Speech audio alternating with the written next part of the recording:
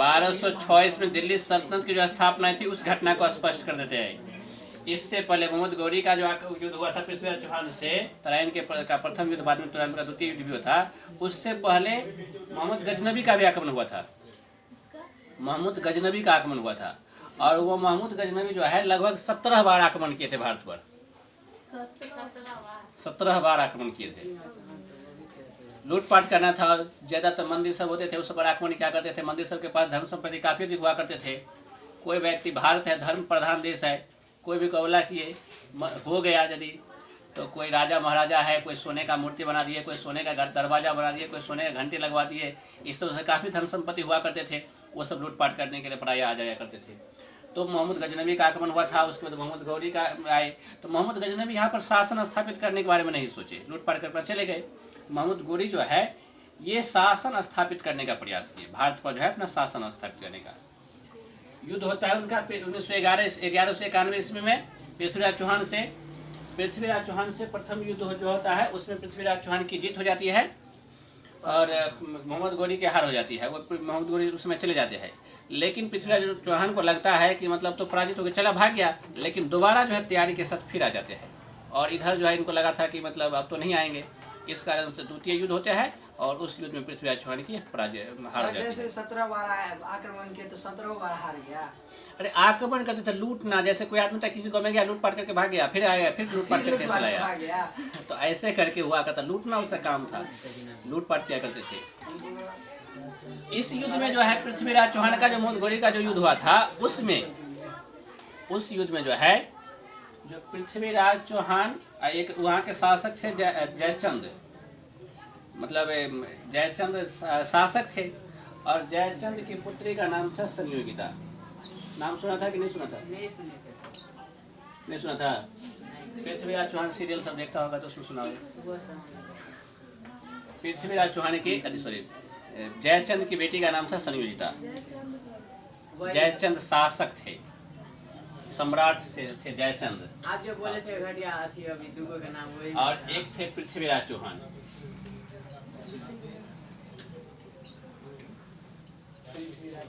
ये सब पहले क्षत्रिय में युद्ध विवाह कैसे होते थे? क्षत्रियों में विवाह जो होते थे, जैसे अलग अलग वर्ण के लोग, ब्राह्मण में विवाह हुए तो माता पिता विवाह करवाते थे ब्राह्मण वृत्ति से। क्षत्रिय में हुआ करते थे, स्वयंवर हुआ करते थे। स्वयंवर की कुछ शर्त रहे अलग अलग स्वयंवर अलग अलग प्रकार को देते थे। जैसे एक रामायण का स्वयंवर देखा होगा, एक महाभारत का स्वयंवर देखा होगा टीवी पे। तो रामायण में क्या थी शर्त थी, धनुष पर जो क्या करेंगे, तोड़ेंगे उस धनुष को। क्या शर्त थी? धनुष में, रामायण में धनुष की शर्त क्या थी? क्या करेंगे? धनुष तोड़ना था, शर्त उठाने का था। क्या था शर्त? क्या था? बारी शर्त ये था कि धनुष को उठा के और उस पर जो रस्सी चढ़ाते हैं ना वो चढ़ाना था। हाँ वही रस्सी बोलते हैं। अब जैसे मतलब रस्सी जिस समय में, चलो अब समझो, अभी तक समझ लो, जिस समय धनुष चलाते हैं उस समय जो है जब बोलने लगते हैं समझा कर बात। जिस समय धनुष का प्रयोग जो करते हैं उस समय रस्सी को उस पर चढ़ाते हैं तब उसका प्रयोग करते हैं, नहीं तो वैसे उतरा हुआ रहता है। तो उसी को उसको प्रत्यंचा चढ़ाना कहते हैं। धनुष पर प्रत्यंचा चढ़ाना था, ये शर्त थी। तो श्री रामचंद्र जी उठाने लगे तो टूट गए धोखा से, मतलब रस्सी चढ़ाने लगे तब टूट गया सर। अलग अलग जगह पर जो है अलग अलग तरह से वर्णन करते रहता है। कहीं कहते थे कि रस्सी जब ये उठाने लगे कि उस समय जो है धनुष टूट जाते हैं। कभी प्रत्यंचा चढ़ाने लगते हैं, प्रत्यंचा चढ़ाए धनुष टूट गए, अलग अलग करके। चलो ये एक तो ये शर्त थी। दूसरा महाभारत में क्या शर्त थी? मछली को मारना था। नीचे पानी में देख के ऊपर आंख में मारना था। ऊपर जो है मछली चल रही है, घूम रहे, नीचे उसके छाया देखनी है। उस नजर नीचे में छाया दिखाई रहे, मछली नहीं दिखाई दे रही। धनुष इधर रखेंगे, नीचे आंख इधर देखेंगे, क्या चलाएंगे, यही ना।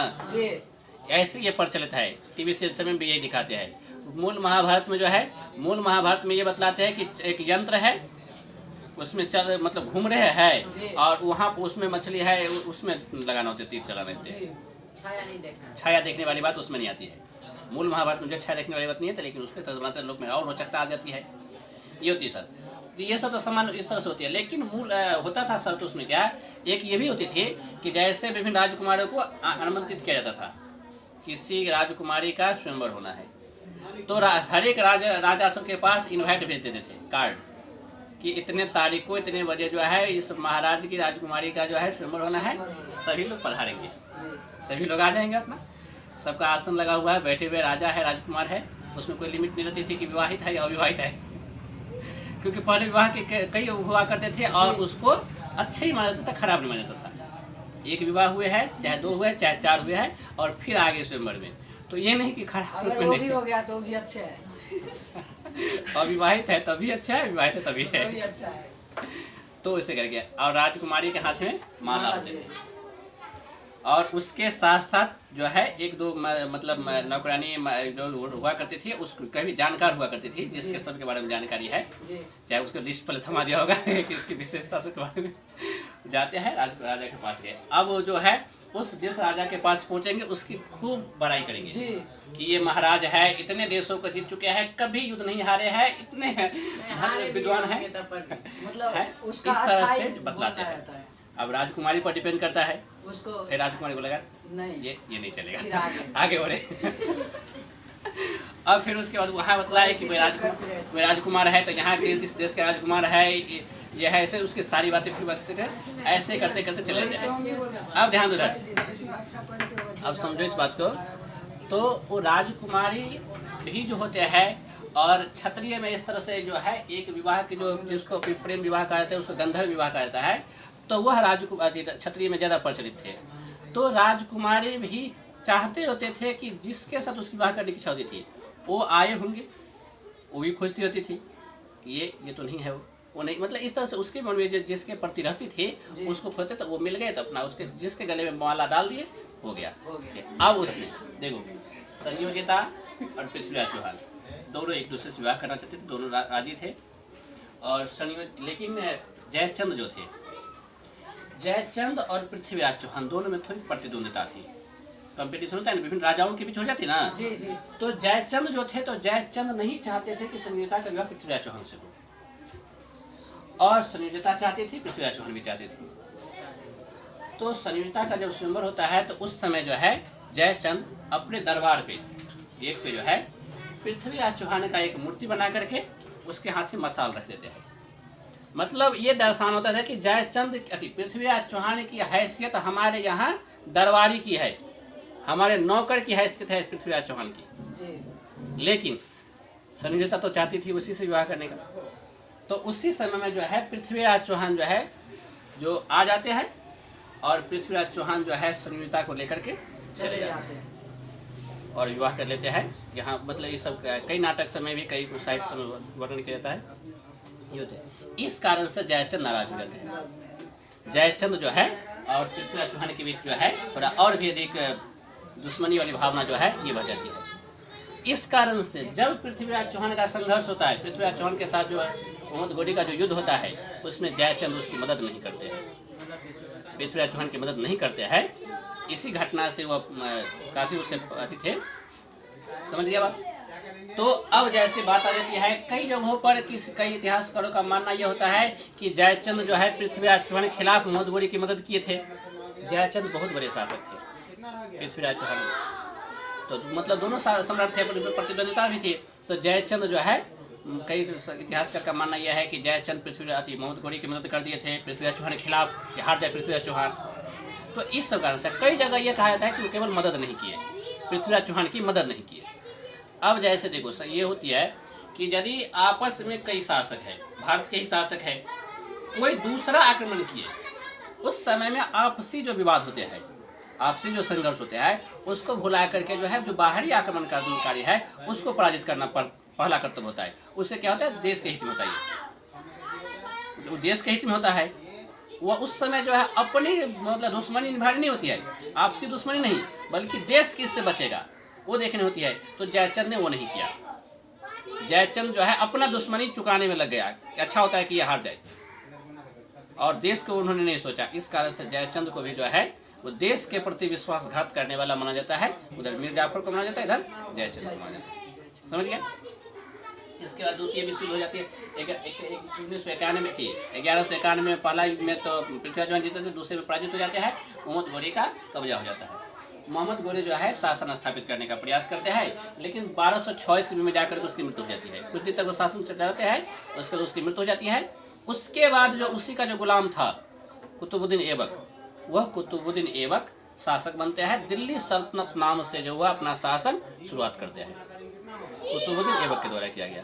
कुतुबुद्दीन ऐबक शासक बनते हैं, उसी में और सब शासक इल्तुतमिश, फिर उसकी बेटी रजिया सुल्तान, ऐसे कई शासक सब बनते जाते हैं। ये सब गुलाम थे जितने अभी कुतुबुद्दीन ऐबक भी, इल्तुतमिश भी, रजिया सुल्तान, ये सब गुलाम के रूप में आ जाते हैं। मतलब राज परिवार से नहीं थे। कुतुबुद्दीन ऐबक, इल्तुतमिश, रजिया सुल्तान, ये सब राज परिवार से नहीं थे, बल्कि गुलाम हुआ करते थे। पहले समय में जैसे युद्ध सैनिकों सबको खरीद लिया जाता था, सैनिक सेनापति कुछ होते थे ना।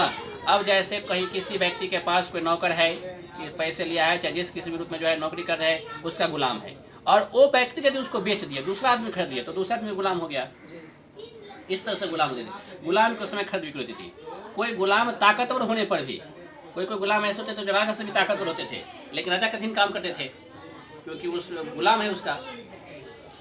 इधर फिल्म देखा होगा ना, एक क्या था, बाहुबली, उसमें जो कटप्पा थे ना, तो गुलाम थे। कटप्पा ने बाहुबली को क्यों मारा? पूरे साल भर को अति जिस बार फिल्म आया था तो उस बार हर एक यही क्वेश्चन क्या करता था, चुटकुला सबको बना करके भी ऐसे करके, तो क्योंकि मार दिया। पहला भाग दिखाया ही नहीं कि मारा क्यों, अब बाहुबली को मार दिया, क्यों मारा? तो उसमें ये था, गुलाम था वो। अब जो भी रहेंगे राज सत्ता पे, राजमाता रहे चाहे राजा रहे, जो भी रहेंगे उसका हुक्म मानेंगे। वो कितने भी ताकतवर है, राजा है, राजा गुलाम है, राजा जो आदेश कर देंगे इसको खत्म तो खत्म कर दो, ये काम कर दो। मतलब क्योंकि वो अपने आप में ये नहीं सोचेंगे कि राजा के खिलाफ हम चले जाए, कितना भी ताकतवर है, क्योंकि गुलाम है, नौकर है उसका। ये उस समय इस तरह से कुछ मानते थे। कितने गुलाम ये होते, कई जगहों पर इतिहास में इसी भी देखा जाता है, कोई गुलाम ही जो होता है, कोई अपने शासक की हत्या करके जो है खुद राजा भी बन जाते हैं, कई जगह ये भी देखा जाता है। लेकिन ज़्यादातर अभी के तुलना में उस समय जो है इस ईमानदारी को, जो एक राजभक्ति को, इस सबको ज़्यादा मानते थे। तो इस सब कारण से जो है ये गुलाम कुतुबुद्दीन ऐबक ये सभी जो है इतने ताकतवर सेनापति होने पर भी गुलाम थे। वो शासक बन जाते हैं। उसके बाद वो इस एक वंश को गुलाम वंश ही कहा जाता है। कुतुबुद्दीन ऐबक का जो वंश रहा था उसमें सब गुलाम थे, गुलाम वंश कहा जाता है। उसके बाद और से खिलजी वंश और से करके मुगल बनता है। लास्ट में लोधी वंश होता है, इसी में मतलब दिल्ली सल्तनत में ही, दिल्ली सल्तनत जो कुतुबुद्दीन ऐबक के द्वारा स्थापित किया था उसी में लोधी वंश होता है लास्ट में। और लोधी वंश के शासक थे इब्राहिम लोधी। 1526 ईस्वी में इब्राहिम लोधी शासक थे और 1526 ईस्वी में ही बाबर का आगमन होता है। और जब बाबर का आगमन होता है तो बाबर का संघर्ष होता है इब्राहिम लोधी से। इब्राहिम लोधी बाबर के बीच में संघर्ष होती है, बाबर जीत जाते हैं, इब्राहिम लोधी पराजित हो जाते हैं, इब्राहिम लोधी के लोधी वंश खत्म हो जाते हैं। उसके बाद बाबर जो है मुगल वंश की स्थापना करते हैं। तो 1206 ईस्वी में ये कुतुबुद्दीन ऐबक दिल्ली सल्तनत की स्थापना किए थे और 1526 में बाबर मुगल वंश की स्थापना किए।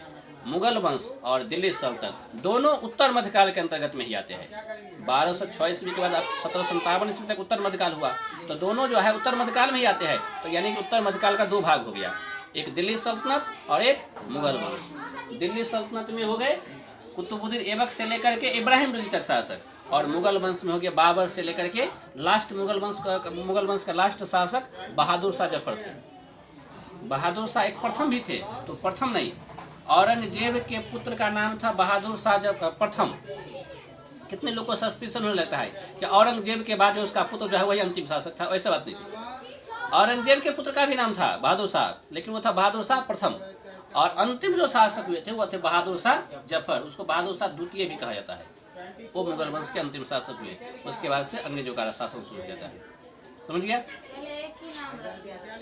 पर अलग नाम, जैसे इतने भूग पढ़ोगे फ्रांस का तो लुई 14वां, लुई 16वां ऐसे करके। अब किसी का नाम है लुई, किसी परिवार में, कुछ समय के बाद फिर उसके यहाँ उसके परिवार में कोई किसी का पुत्र हुआ, उसका भी नाम रख दिया लुई। लुई, विलियम, चार्ल्स, ये सब कितने नाम है, चार्ल्स प्रथम, चार्ल्स द्वितीय, चार्ल्स दशम, ऐसे कहकर हो जाया करता था। अच्छा नाम रहता था ना।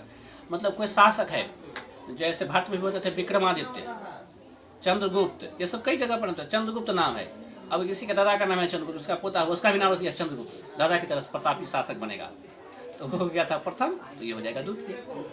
ये नहीं है कि मतलब उसका बेटा ही द्वितीय बनेगा। कुछ समय के बाद जब भी नाम आएगा उसका, वो सेम नाम जब रखा जाएगा तो द्वितीय तक हो गया तो तृतीय नाम रखा जाएगा, फिर चतुर्थ हो जाएगा, इस तरह से हो जाएगा करते थे।